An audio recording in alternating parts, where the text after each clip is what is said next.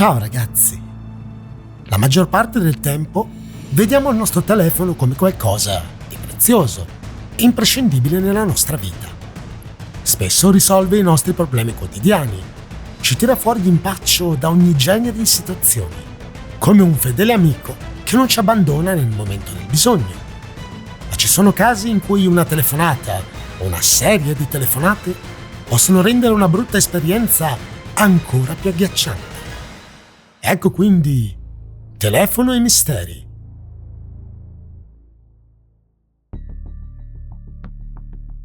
Charles Peck.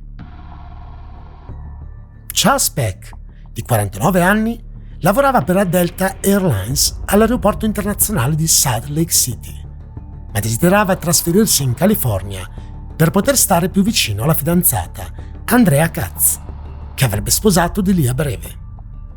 Il 12 settembre del 2008 Charles si trovava a bordo di un treno Metrolink che attraversava la San Fernando Valley, diretto a Los Angeles, per sostenere un colloquio presso l'aeroporto Van Nuys. A causa di una distrazione del macchinista, però, il Metrolink entrò in collisione con un treno merci della Union Pacific, uccidendo 25 persone e ferendone altre 100.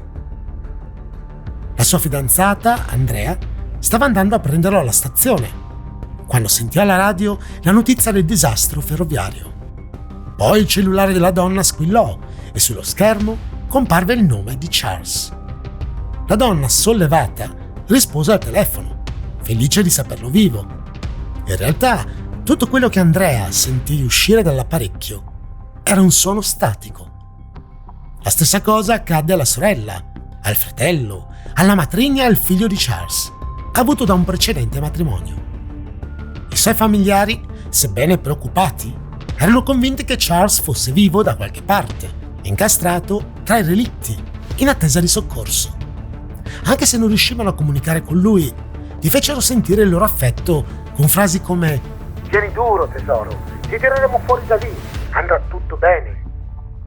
Il cellulare di Charles Peck effettuò in totale 35 telefonate nell'arco delle 11 ore successive all'incidente ferroviario, l'ultima delle quali alle 3:28 della mattina, appena un'ora prima che il suo corpo venisse recuperato. Avete capito bene? Il suo corpo senza vita. Prima di quel momento i soccorritori avevano tutte le ragioni di credere che l'uomo fosse vivo e abbastanza lucido da usare il telefono.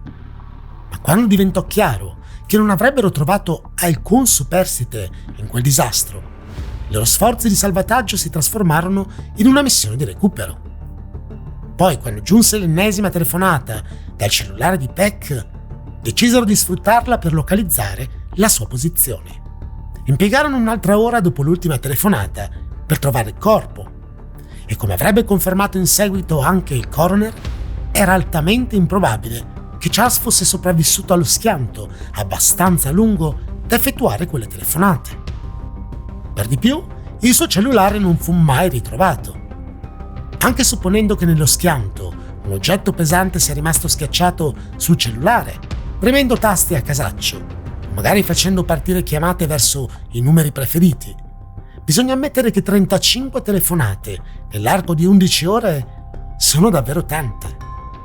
E se non si fosse trattato di un banale malfunzionamento? E se Charles, dall'altilà, abbia cercato in qualche modo di dare l'ultimo addio ai suoi cari? L'assassinio di JFK. Sono state fatte innumerevoli ipotesi e speculazioni sull'omicidio del presidente degli Stati Uniti John Fitzgerald Kennedy. In molti parlarono di un assassinio preannunciato già da tempo. La condotta personale del presidente costituiva un grande problema per gli addetti alla sicurezza. Lo stesso, infatti, era più impegnato a difendere la propria libertà personale che a salvaguardarsi dal possibile attacco di malintenzionati.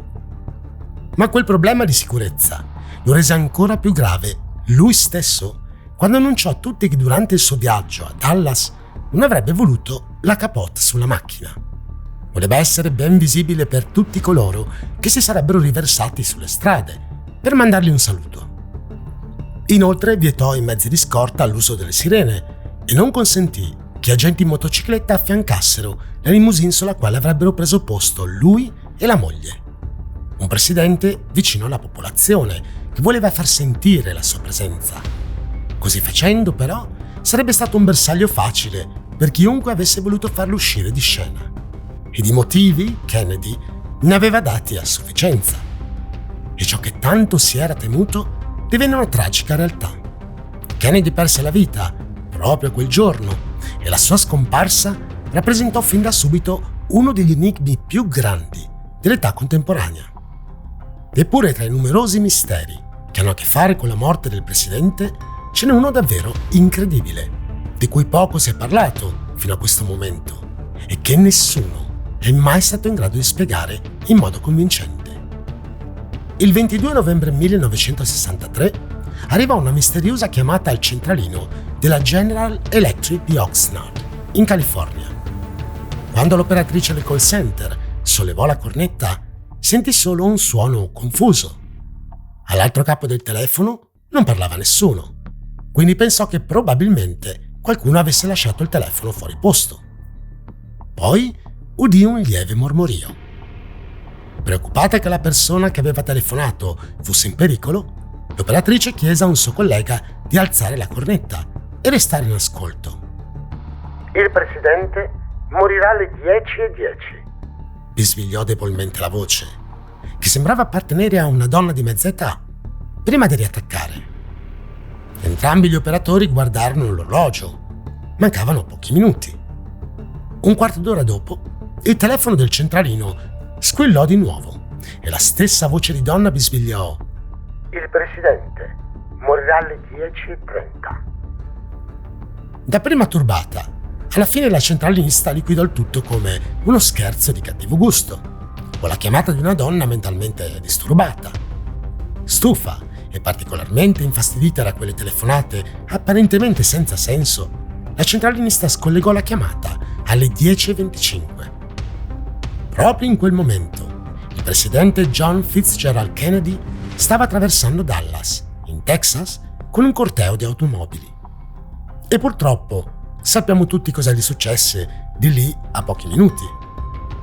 Ma la cosa più incredibile è che morì alle 12:30 ora centrale, ossia le 10:30 del fuso orario della California. Come aveva fatto quella donna a sapere della morte imminente del presidente? Ma soprattutto comunicare in modo così sicuro addirittura l'ora in cui avrebbe perso la vita. E se ciò non bastasse, la misteriosa telefonata fu solo una delle centinaia di segnalazioni riportate dall'FBI nei minuti precedenti l'assassinio del presidente. Com'era possibile? Da dove veniva quell'informazione? Nonostante tutti gli sforzi, l'FBI non fu mai in grado di rintracciare l'origine di quella telefonata. Anche 50 anni dopo, le speculazioni su questo evento non fanno che alimentare la marea di domande ancora senza risposta riguardo alla morte del presidente Kennedy. La chiamata di qualcuno che già sapeva dove e quando il tragico fatto sarebbe avvenuto, o solo una strana coincidenza? Dunque ragazzi, i due casi di cui vi ho parlato oggi sono tra quelli più eclatanti della storia moderna. Certo, se volessi fare l'avvocato del diavolo, direi che potrebbero essere liquidati con un paio di spiegazioni logiche abbastanza semplici. Il telefono di Charles Peck potrebbe essere andato in tilt per qualche motivo, a causa dell'incidente. Non è la prima volta che un telefono, soggetto a un malfunzionamento, faccia partire chiamate a caso verso differenti numeri della rubrica. E la donna che preannunciò la morte di JFK, potrebbe essere una persona squilibrata che ha semplicemente avuto fortuna. O forse queste due spiegazioni sono davvero troppo semplici per risultare credibili. L'ultima parola spetta a voi. Cosa ne pensate? Il nostro telefono è sempre in ogni occasione un oggetto utile? O dovremmo iniziare a guardarlo con occhi diversi? Fatemelo sapere in un commento. Se ti è piaciuto il video, iscriviti al canale, lascia like o condividilo con i tuoi amici. Un saluto e al prossimo video dell'Inspiegabile.